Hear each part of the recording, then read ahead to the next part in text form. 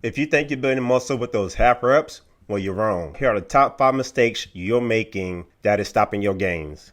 Mistake number 1 is treating it like a race. Pull-ups are not a speed contest, unless you're in the CrossFit games. And then if you are, you're probably not watching this video anyways. Alright, so no kipping. Straight up, straight down. Mistake number 2 is half reps. Half reps make your ego happy, not your muscles. If your chin isn't over the bar and your arms are not fully extended at the bottom, you're cheating yourself. Mistake number 3, ignoring the foundations. Your shoulders ache every time you do a pull-up. It's not age, it's weakness in the small stabilizers. Make sure that you are working your rotator cuff, lower traps, and core to keep yourself safe and strong. Mistake number 4 is that you're using the same grip every time.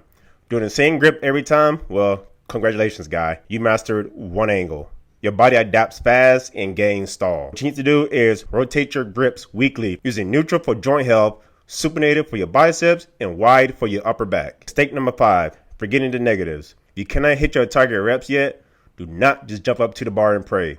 Do negatives. This works to build pure pulling strength. If you fix these mistakes, your pull-ups won't just look better in the gym, they actually translate to everyday strength.